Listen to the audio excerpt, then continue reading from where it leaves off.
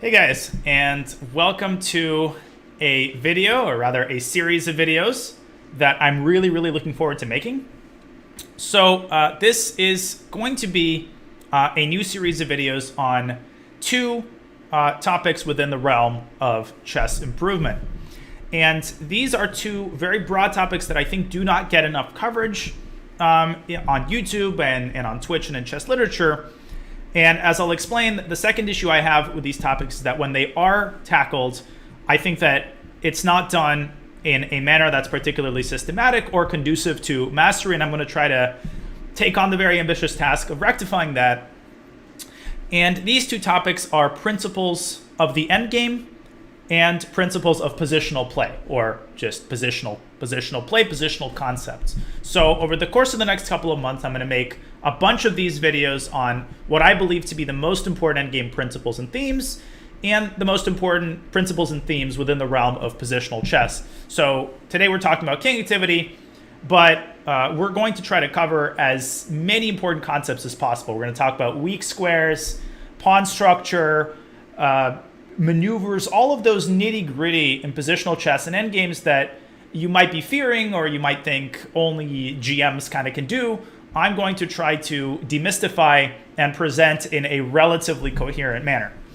Now, the big thing that I'm going to be doing, and this is really the guiding method behind these videos, is that rather than focusing on just one example and spending 30 minutes on it, I'm going to try to go for breadth here. I'm going to show at the very least 4 to 5 examples per video, because I believe that much like tactics, it's not enough to show somebody what a pin is, right? You then have to give that person 5 or 6 examples at a minimum so that they can see the various manifestations, and what to look for. It's not enough just to explain. You also have to drill it down. And that's what I'm going to be trying to do with positional chess and with endgames. I feel like they can be learned in a very similar manner to tactical themes.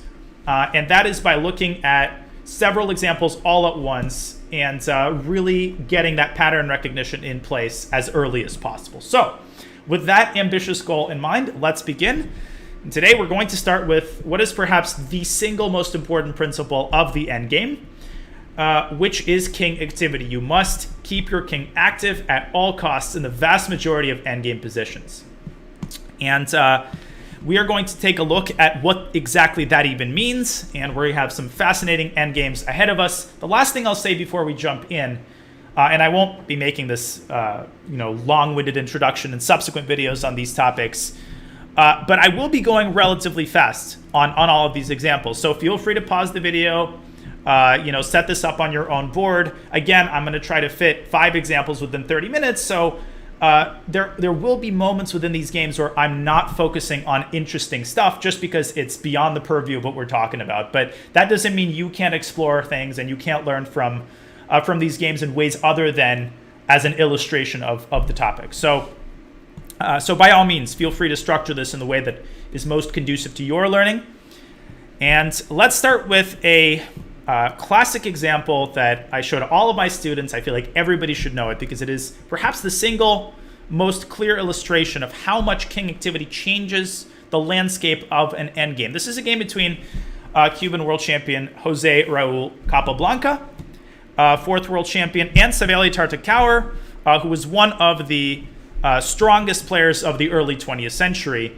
I believe he was later given the Grandmaster title by FIDE toward the end of his life. And Capablanca and Tartakower have reached a really interesting endgame. Material is currently equal, 5 pawns each. But you might see that white has this protected pass pawn on g5. And of course, we will also talk about pass pawns in a subsequent video. But if you look a little bit more carefully, you'll see that there is a bit of a problem. White has this incredibly weak pawn on c3 and a weak pawn on a4. And that pawn cannot be defended. White's rook, although it's on the 7th rank, it cannot return to defend this pawn. It looks like white's not only going to lose this pawn, but the king is going to be tossed back to the 2nd rank. And this g-pawn alone is not going to decide the game in white's favor. Because after g6, even the rook can simply capture on g6. And after rook takes c7, rook g7, black is totally fine. The position is approximately equal. What else could white try? White could try to hunt for the d5 pawn, but that kind of loses focus. Rook takes c3, king e2, black can defend it with c6. And if white pushes g6, that doesn't do as much as it seems to, because after rook g3, the rook is behind the passed pawn. At the very least, black's position is very comfortable. The game should end in a draw. But it turns out that in this position, white is winning with an absolutely brilliant maneuver, one of my favorite endgame maneuvers. Capablanca realized that these pawns do not matter. The only thing that matters is the fact that after black takes on c3, white's king is going to be tossed back to the second rank, and that cannot be allowed. Capablanca thought about it and realized that the king actually has a pathway toward black's side of the position where it can support this crucial pass pawn on g5. Capablanca plays the move king g3. Tartakower takes on c3, and the king turns the corner, king h4. The whole point here is that the king is going to walk up through h5 to g6, or through an alternate path that I'm about to reveal.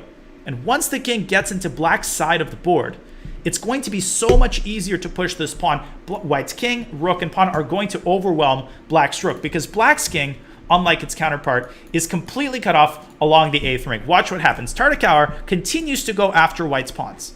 Now, king h5 was possible, but Capablanca finds an even more efficient way of getting the king straight into the heart of black's position. The king diagonally, whoops, apologies for that. The king diagonally crosses its way to f6. Tartakower can take all the pawns that he wants. He does. He takes on f4. He can even take the pawn on d4, but as my good friend Robert Hess says, it's not about the quantity of the pass pawns, it's only about the quality. You can have a single pass pawn, but that pass pawn decides the game. After king f6, you're threatening mate, the rook swings over, and now checkmate is simply unstoppable. We're not even talking about promotion here, we're talking about mate. So Tartakower, instead of taking on d4, he goes rook e4, tries to keep the rook on an open file.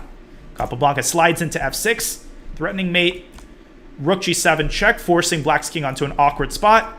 Now Capablanca simply starts collecting all of black's pawns. Rook c8 is a mate threat, the king collects the pawn on f5, goes back to f6 in order to keep black's rook passive. Rook c8 mate is there, and look at how much mileage white is squeezing out of that king. Now after rook f4 check, the king goes on to greener pastures, goes on to e5 in order to collect the d5 pawn.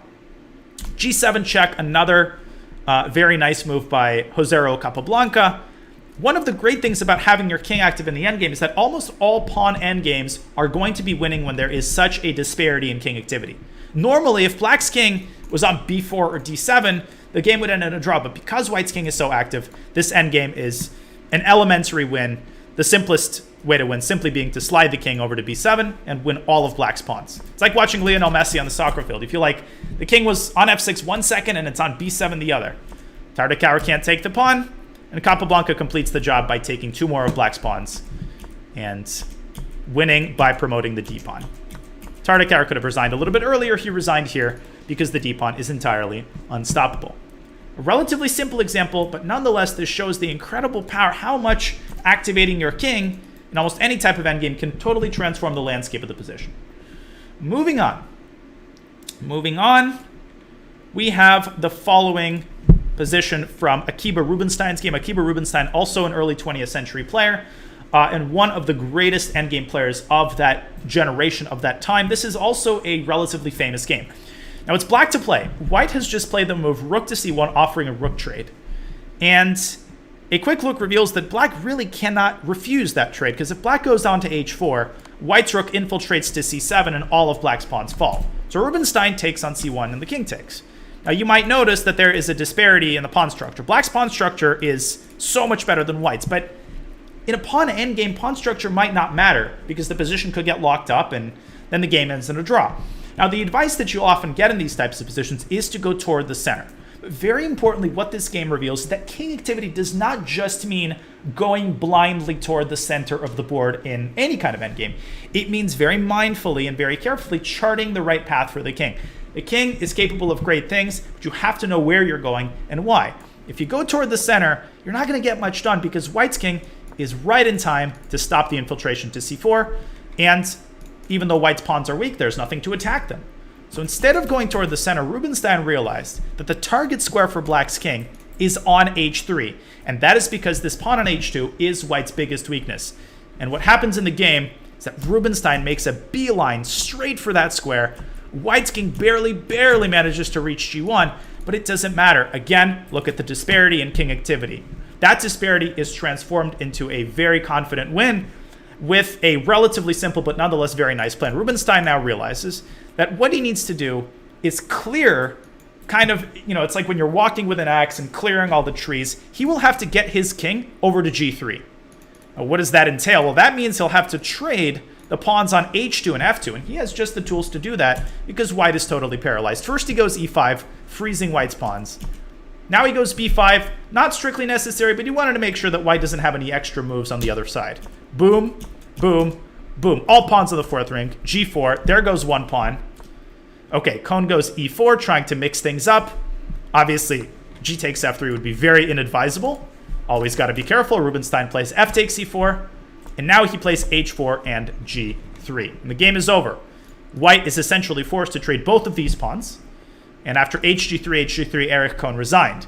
Because if he takes on g3, then the king takes, walks up to f3, takes this pawn, and the game is over.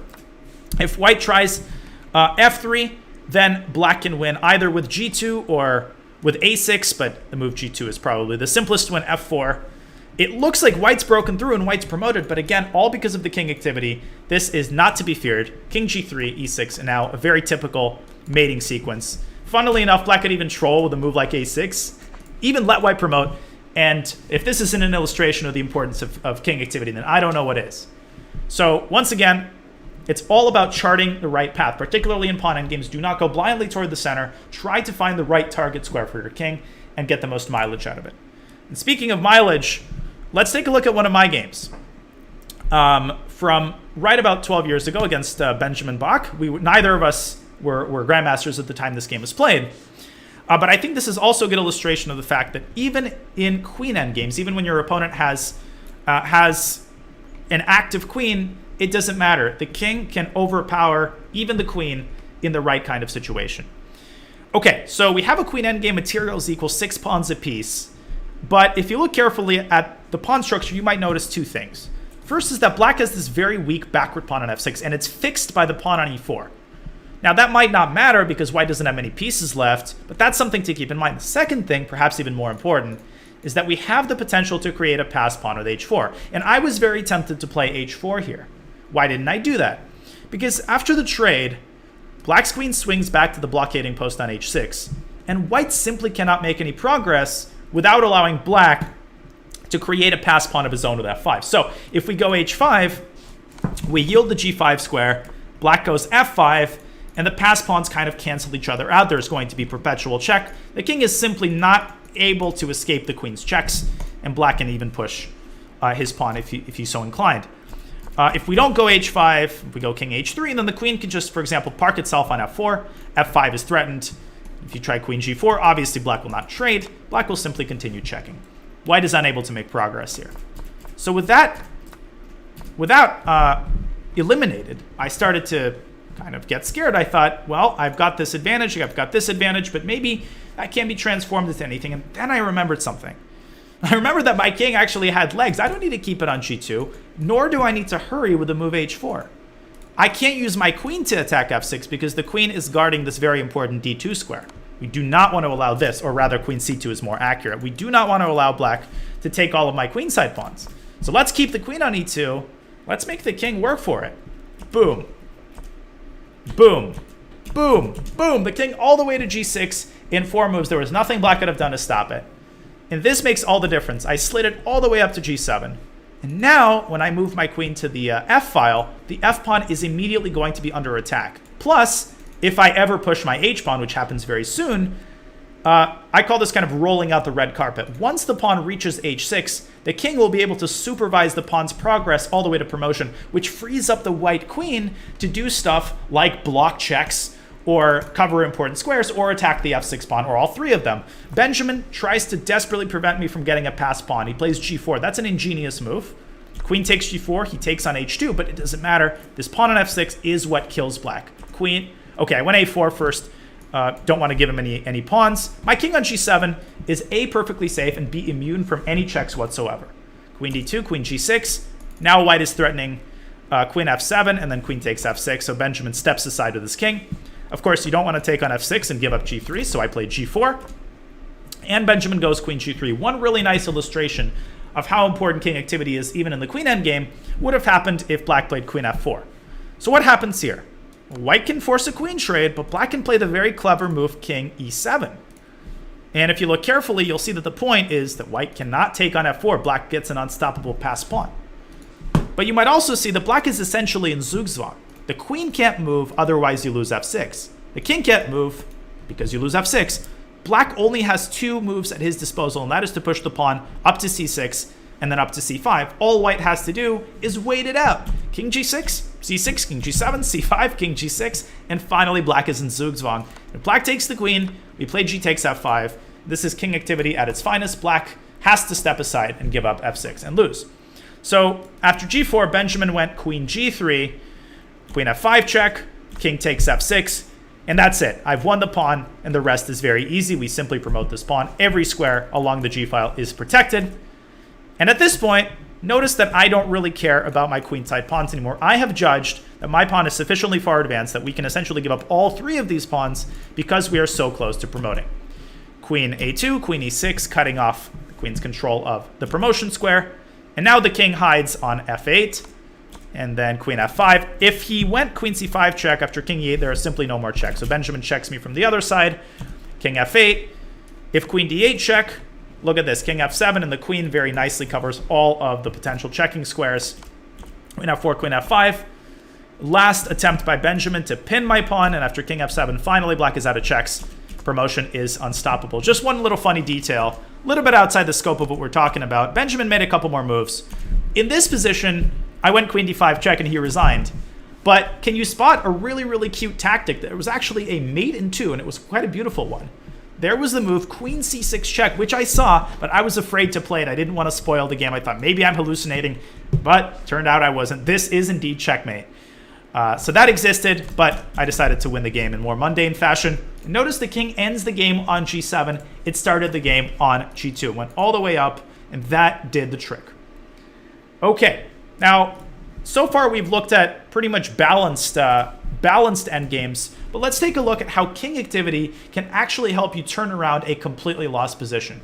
Sometimes going into a lost endgame is the only way to save yourself from a checkmating attack. So I played this game about 10 years ago against the Grandmaster, Hungarian GM Tibor Fogarashi, who played a phenomenal middle game. He was crushing me, and I was forced to give up a piece and get the game into what seems like a completely hopeless endgame. White is literally up a full knight. I don't even have a pawn for it. And to make matters worse, white has this protected outside pass pawn. So even a pawn endgame, even if white gives up the knight, is still going to be lost.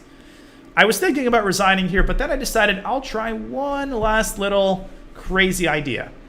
And that crazy idea involves trying to run the king up the board as quickly as possible and use my passed d-pawn to create last-ditch counterplay. Watch what happens. King d6. Okay, he brings his knight back out of the dead. I played rook takes h3, at least taking a single pawn. After knight e8 check came the important crossroads. I think a lot of people's instinct here would be to drop back to d7 in order not to give up the e6 pawn. What you have to understand, particularly when you're down material, is that king activity is so much more important than clinging to a single pawn. Not always, but in this case it is. After king d7, knight g7, white wins the pawn anyway, and the king is sort of stuck in the doldrums. So I figured, all right, Sparta, king c5, knight c7, king c4, I don't care. Knight takes c6, and now I get to play d4. And something interesting happens. My opponent took a really long time here, and he couldn't come up with a move. He got into severe time pressure.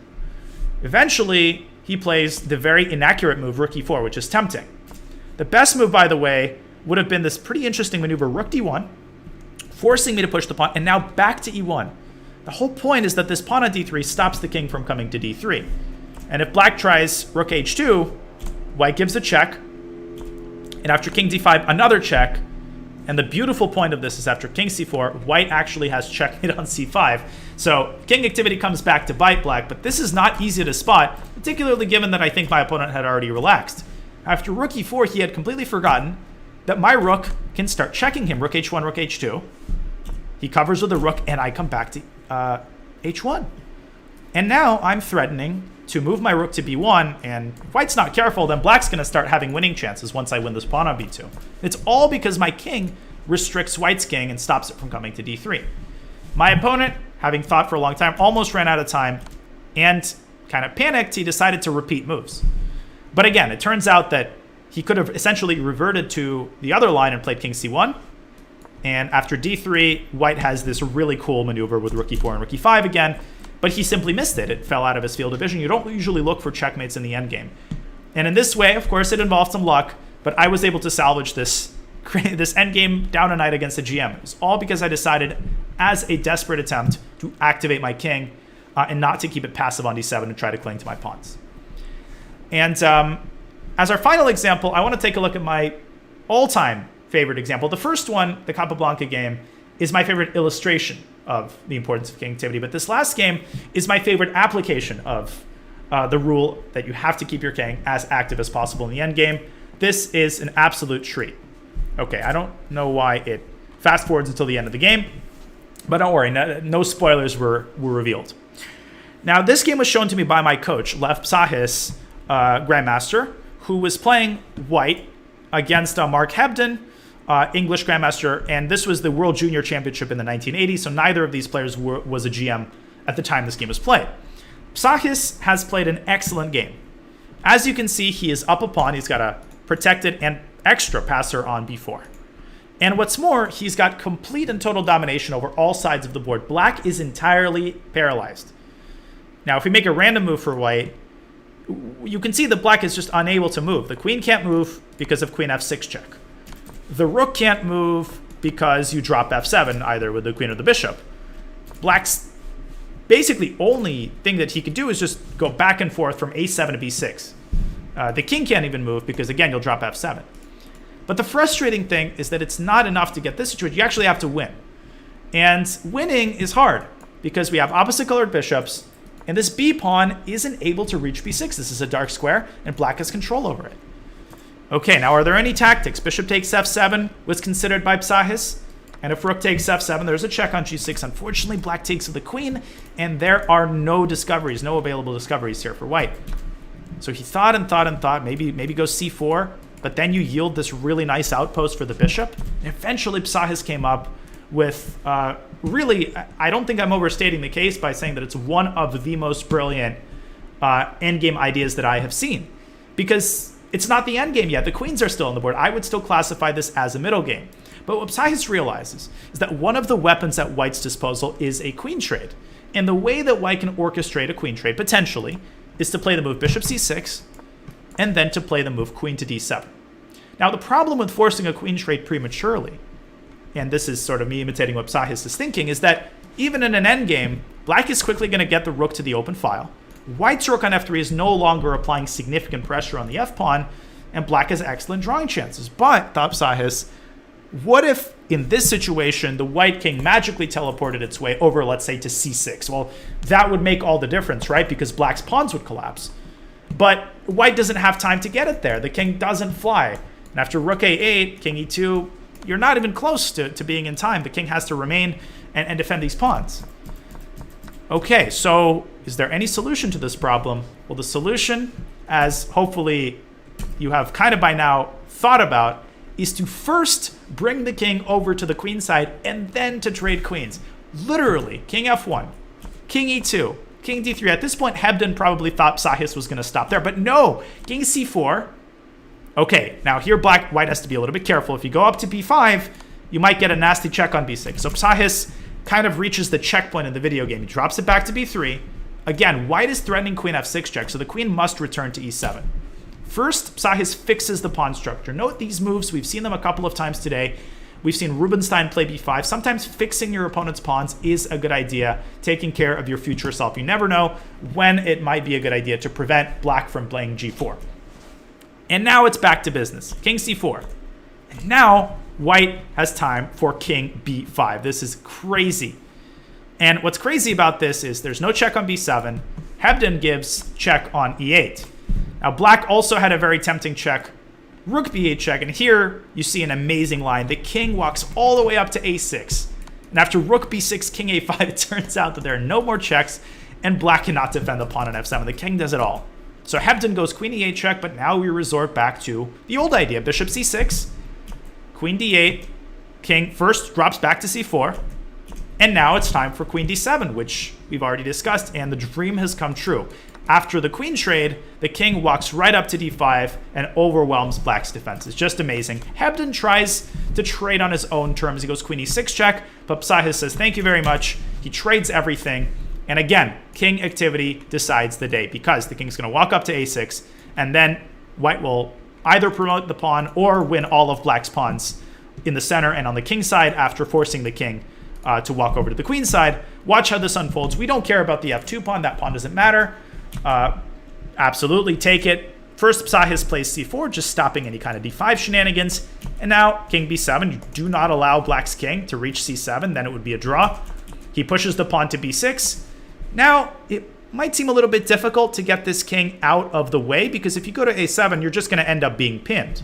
But all that Psahis had to do is move the bishop back, and now the threat of king c6 is totally devastating. If black continues shuffling, the king goes up to c6, and if black goes king e7, then at the very least, you can just go b7, king c7, and then you can promote winning the bishop. So Hebden tries a last-ditch attempt d5, Psahis takes it, and it's very clear that he easily stops the pawn with a bishop on b5, and that's indeed what happens. d6, c3, bishop b5, bishop f6, and now a classic case of two passed pawns kind of overwhelming the defenses. Bishop a6 check, and whichever direction you go, you either allow the king to infiltrate or you allow the pawn to promote. If king d8, then b7, and if king b8, then Psahis goes king d7. Again, notice that the king is leading. You don't want to go d7 here because then it's going to be hard to cover the d8 square. So you lead with your king, you walk it up to e8, and then you'll be able to promote the d-pawn. Hebden resigned in this position. Just a tour de force. The king does it all in this game. Absolute heroic. So even with the queens on the board, if you are anticipating a queen trade, I'm not saying bring your king from e1 to a7 and then get checkmated there. You got to be very careful about doing that. But notice how even preparing for an endgame can involve bringing the king to the right side of the board. So to summarize, we took a look at 5 examples where king activity decided the game. All right. In the first one, that's the Capablanca game. We understood that it's not even about the quantity of passed pawns, it's about the quality. And in order to see the passed pawn through to promotion, king activity is often the missing link. It's often worth literally 3 or more pawns. That's what Capablanca showed. In the second game, we understood that king activity isn't just about bringing the king to the center, but, well, sometimes it is, but what you have to do is chart the right path for the king. You have to understand where the king actually does the most work, and we saw that Akiba Rubinstein understood that the king belongs on h3 here, which allows these kingside pawns to march forward and crash their white's defenses. In my game against Benjamin Bach, we saw the king activity is important even with queens on the board, and it can be that missing link because it can relieve the queen of some duties that it simply cannot manage. I walked my king all the way to g7, helping me create the possibility of a passed pawn and putting pressure on f6. Then we saw an example where yes, I was really lucky, but I managed to save an endgame, a full piece down, by activating my king at all costs and creating sudden counterplay against white's passive king. And finally, the position we just saw, we saw left Psahis bringing the king to the queen side into black's territory, literally in a middle game, because he understood that an endgame was coming, and in that endgame, he would need his king to be active. So hopefully, even before you watched the video, you probably understood that king activity was important. But I hope that these examples really sort of bring out the just absolute irreplaceability of the king in the endgame. So remember to use the king wisely. Again, don't get checkmated. That's possible in the endgame. But I would say that the guiding principle that is true across all endgames, whether it's a pawn endgame or a queen endgame, even if there are 3 or 4 pieces on the board, is that your king has to be in the right place, because the fewer pieces there are, the less you can afford to have one of your pieces just kind of lounging on a beach. That's what the king does most of the game. But the moment you sense that an endgame is near, it's time to start thinking about the king and what it can do. That's our first most important endgame principle, and I'll see you in the next video.